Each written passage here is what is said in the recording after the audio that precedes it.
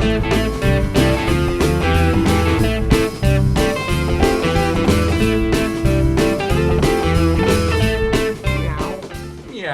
welcome to Track versus Track. We are today doing one Yusuf Islam, or as he was known, Cat Stevens. Which order did that? I think this is the order, right? T first, then Mona Bone. Nope, the other way around.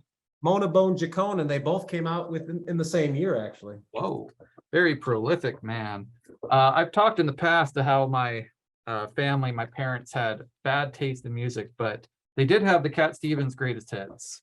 And so I grew up familiar with many of these songs. I later bought Tea for the Tillerman. It's the one you find a lot in like antique stores and stuff like that. Just bought this one this week based on your recommendation. Might have to buy more because, man, this guy, very interesting cat. Very, an interesting fellow, very funky fellow. Yeah. Beautiful. These are great albums. What, 10, 11 tracks each? Yep. What's your history? Yeah, similar. My dad actually was into Cat Stevens, had a greatest hits on vinyl, probably made a cassette tape of it sometime when I was a kid in the 80s. So it would, be put in on car trips and stuff like that, which, you were talking about, you just got back from Des Moines and listened to these back to back, and not great driving music, because you need to be aware of what's happening in front of you. These kind of have a tranquil, peaceful atmosphere that could probably put you to sleep pretty quick. I would imagine. I mean, it alternates. There are some, and I had them on shuffle on my phone. I didn't listen to the vinyl in the car. That would have been difficult to do. But hooky songs too, very hooky, very easy to sing along with. So if anything, that was what was going to get me in trouble. But also, just listening to any two albums by an artist back to back while driving gets exhausting. But I feel ready to do this. Do you have one you want to read the tracks off of, especially? I'll do Mona Bone Jakon. I was hoping you would, because I don't know if I know how to say it right. So T for the Tillerman. And here is the titular Tillerman, I assume. Yeah. And the children playing. It's a very literal cover, I'm afraid. You have a much fatter record than mine. Mine is my nose is itching. Everyone's gonna think I'm picking my nose. I'm just really itching it. What's all? I know you're dying to tell me what's all in the box set. So tell me what's in the box sets. Well, and I buy these box sets. Of course, my wife teases me because she's like, you open them when you get them, and then you put them back in the box, and then you end up playing like the vinyl that you bought years before instead of the one that's in the box.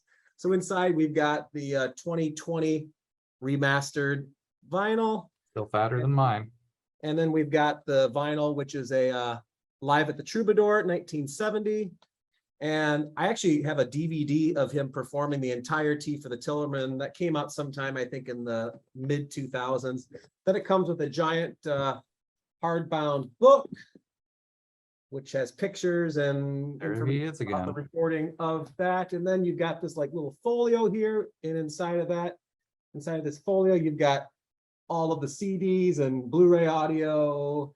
And then you have another like folder with prints, and I'm not going to take it all out, but I also have that for the Mona Bone Jakon album, and I have the one that was just released this summer for Teaser and the Firecat, which was the album that came directly after Tea for the Tillerman, which has a lot of big hits on it as well. You probably see that one out in the record world quite a bit too. Yeah, and I need to pick that one up, especially after this conversation, I'm sure, because like I said, 11 tracks each, probably not a bad one among them. Maybe some more memorable than others, but and he's got a voice, man. I talked about the hooks, but I don't want to say if I could sound like anyone, I would want to sound like Cat Stevens, but it's got to be in the short list of people I wish I could sing like when he goes from the high to the low. Oh, when he does those low notes, man, that's he's hard to sing karaoke to, because for me anyway, like the high notes are within my range, but those low notes, man, when he gets down to the depth of his range, you got to find like a classically trained bass to like hit some of those notes. They are ridiculously low. If you've ever tried to match them on a piano, they're well below the bottom line of the bass clef. Yeah. he is something. So T for the Tillerman kind of looks like both of us. I bet you have a hat. I bet you have a hat that looks like that somewhere. Yeah. Probably wear it to Ren fairs. It begins with, where do the children play? And obviously they play in the tree. What's it up against in Mona Bone Jakon? Lady Darbanville. Okay. The only single actually off of Mona Bone Jakon, which is crazy because it doesn't strike me as a single. I had to do some research to even find that out. And I don't think it's on the greatest hits vinyl that I have either. No, so it's that's not. because I didn't hear that song until I was in Germany and I was getting a ride from a German lady. And that song played and she's like, you speak English natively, and this was East Germany, so English is not the best. What does he mean by my fill? And I was a dumb college kid. I was like, probably means talking about, I don't know, the co-creator and showrunner of the hit CBS sitcom Everybody Loves Raymond, Phil Rosenthal. No, I don't know. I stumbled. I tried to make jokes, but beautiful song. It has like a Poe-esque like narrative to it. I always thought. I like Where Do the Children Play, but I'm going with Lady Darbanville. I think I put that on playlists and mix CDs. Beautiful song, sad song. How about where are you landing? I mean, two fantastic tracks. But you're gonna see a theme, I think, Jacob, as we progress through these two albums, because these two albums make up the entirety, except for two songs written specifically for the soundtrack, Harold and Maude. And because that's a top 10 favorite movie of all time for me, the music in that movie is just so ingrained in my brain that it's hard for me to pick against a song that's in that soundtrack. And of course, Where the Children Play, it's a song in Harold and Maude, and I'm it's hard to separate the moment in the movie from the music, but they just, I mean, talk about a songwriter that was tailor-made for that movie. And I just love that freaking song, man. So yeah, I got to go with T for the Tillerman. I got to go with Where Do the Children Play? Just such an amazing song. And one of the things about Cat Stevens too is, as a teacher of elementary music, he writes music, I think, that's accessible for all ages. It's not whereas Dylan, or even maybe Donovan to some extent, the way they write their lyrics and the way they arrange their songs, I think really it is more attractive to an older audience. But with Cat Stevens, everything just seems, it's so simple and yet it's so beautiful, and it's accessible. And that song, I mean, the first time I heard that song, I was a kid off a Greatest Hits comp, and I loved it, when I was 5 years old. So yeah, it's great. You do track 2 on Mona Bone. Sure.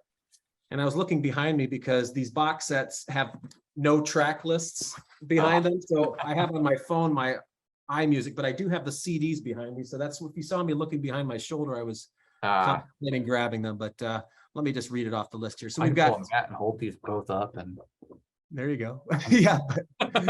Working my arms. Maybe You're Right. Maybe You're Right is the second song off of Mona Bone Jakon.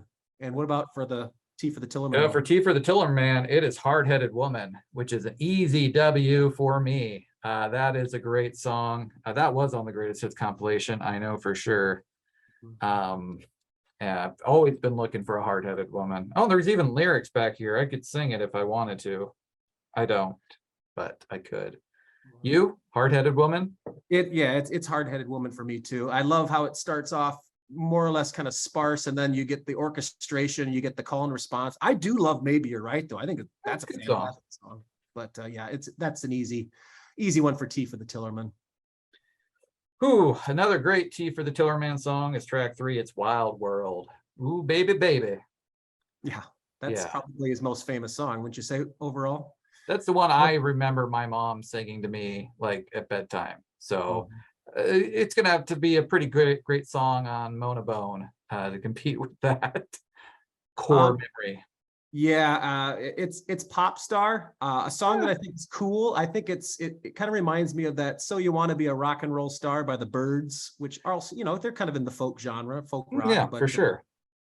And Pop Star has, I think, two very distinct moments because it starts off a lot different than it ends, but Wild World, I can't deny that So I'm giving another one. That's 3 in a row for me for 3 for Tillerman. All What right, is track 4 on Mona Bone? What? number 4, I Think I See the Light, which of course is a Harold and Maude song as well. Probably one of his most rockin' songs too. Yeah, that's a great song. Sad Lisa is the track on T for Tillerman. Another great song. Yes. Sad Lisa, Lisa. Fun to sing along with, even if I can't quite do it. I'm gonna let you go first because I'm gonna have to think about it.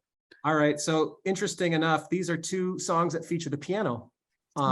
Most of the, I think everything up to this point, it's definitely featured the acoustic guitar with orchestra at times. But these are both piano songs. Sad Lisa's got an amazing kind of arpeggiated piano part. Then the orchestra comes in. It's almost very like Elton John-esque, where it starts off more minimalistic and then the orchestra just kind of builds it up, that Paul Buckmaster, cinematic almost sound. But I Think I See the Light. Are you freaking kidding me? Yeah, that's where I'm at too. You got that organ in the background. I think I see the light. It's coming to me, coming Like to going to me. church. Give me a second sight. Oh man, that might be my favorite Cat Stevens song. Period. I absolutely love I Think I See the Light. It's not mine, but it's a really good song. I'm glad I let you go first because otherwise I might not have gotten a song out of it. I'm not sure where the side ends, but I think yeah, you go first while what's on Okay. Mona Bone Jakon next? And just because you might have made your choice while I was having like a I think I see the light. Yeah. Okay. Yeah. I was just agreeing with you.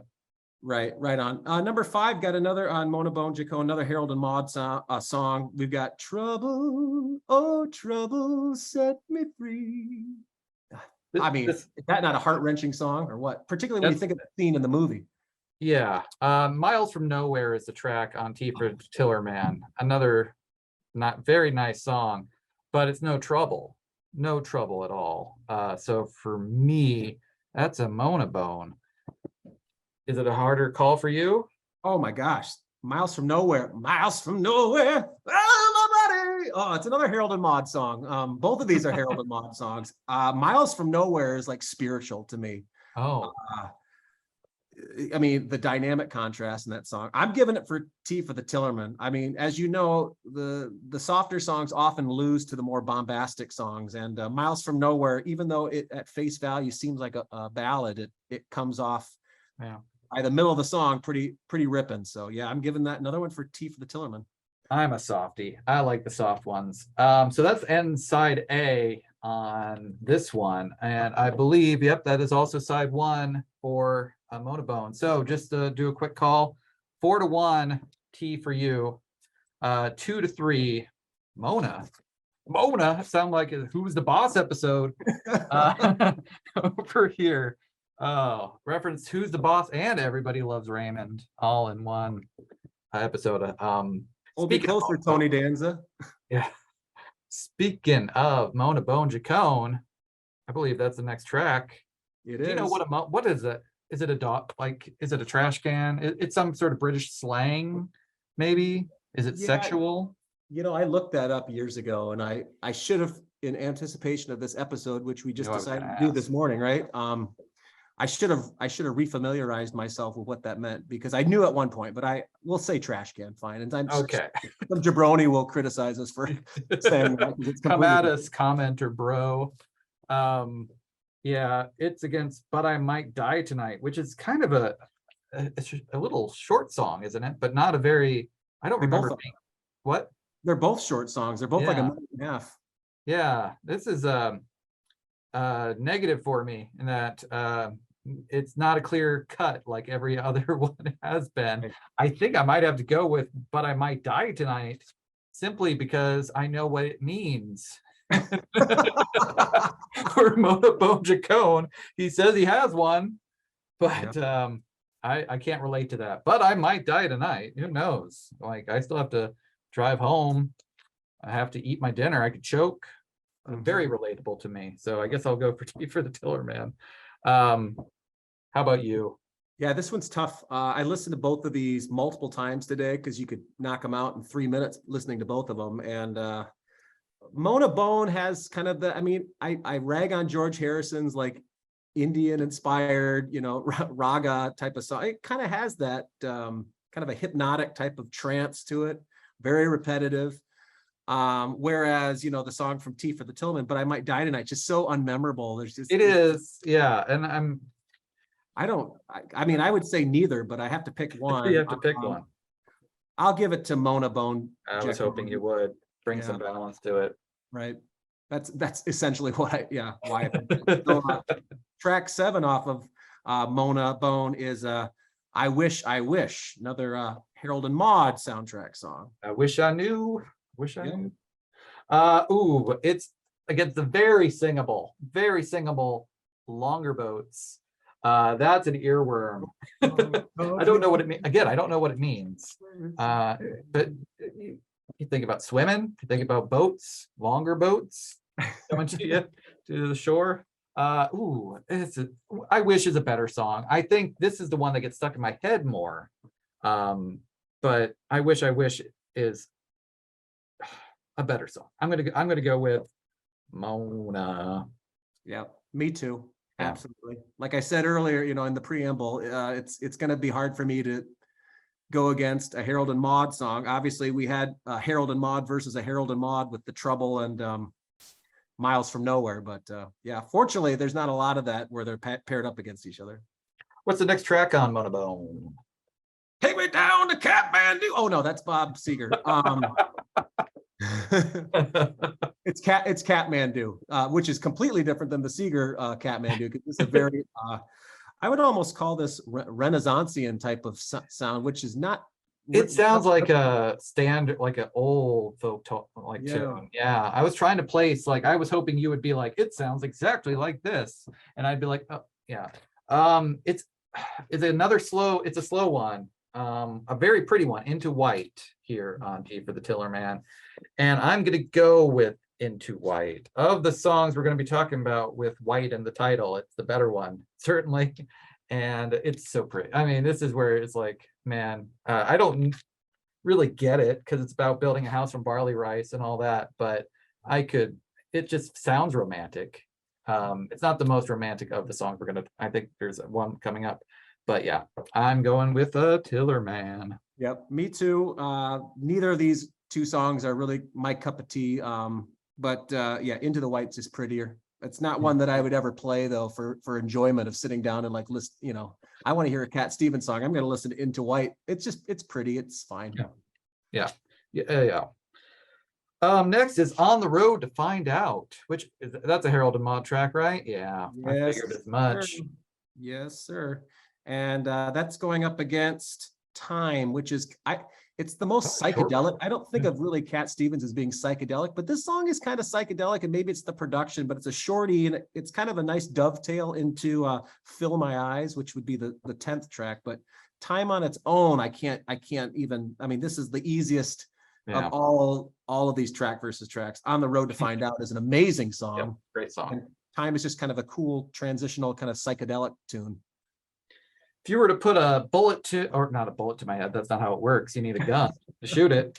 If you were to put a gun to my head, ask me what my favorite Cat Stevens song is, I'd probably go with the next track on T for the Tillerman, which is Father and Son. Because who doesn't have father issues? I don't actually relate to the dynamic in this song, but it's still such a pretty song, pretty cool song. But you already said it.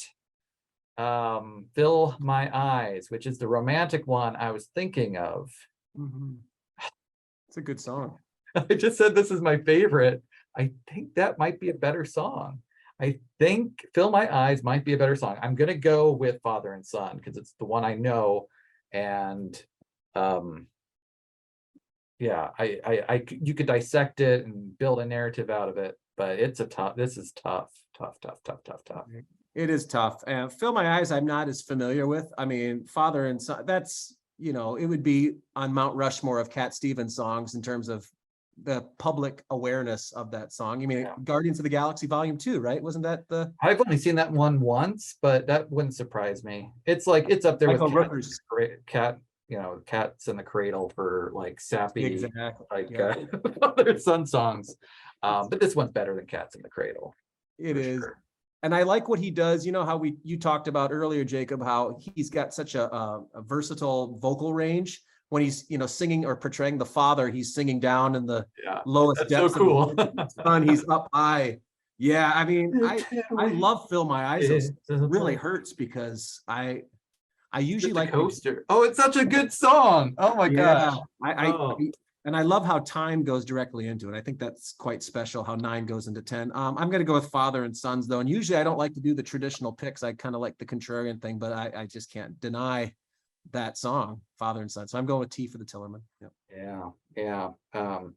Speaking of T for the Tillerman, title track, short one, but it's a memorable one. That's T for the Tillerman.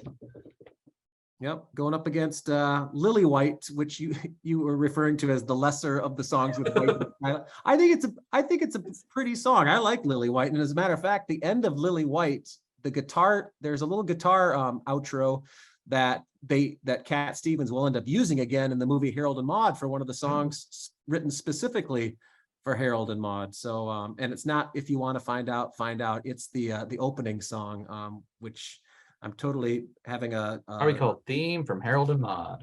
Yeah, and I'll give you that title right now because I was just listening to it and I'm so embarrassed. Don't be shy. Don't be shy. Just let your feelings go on by. So if you hear that dee dee dee dee dee dee dee in Lily White, he reused that for one of the songs written specifically for the movie. But you're gonna go with T for the Tillerman, right? Yeah. As we discussed via Messenger, the theme from the Ricky Gervais show Extras. Short but memorable, better than some of the other short ones. So 8-3 for you, Tillerman. 7-4 for me, Tillerman. So some great stuff on here. Not going to diminish it, but No. Great albums to I could have guessed it was going to go to T for the Tillerman. Yeah, I would as well. I think that these two albums obviously are related. They're released in the same year. The production sounds almost identical, and that was pretty cool. You had them all shuffled together, so it's probably hard to detect which song actually came off of which album if you didn't previously I didn't know. Yeah, because I owned this. Like I said, I owned them both, but I haven't listened to this for years. So it's cool. It was cool. This was fun. Thank you, Kat. Steve. Thank you, Yusuf.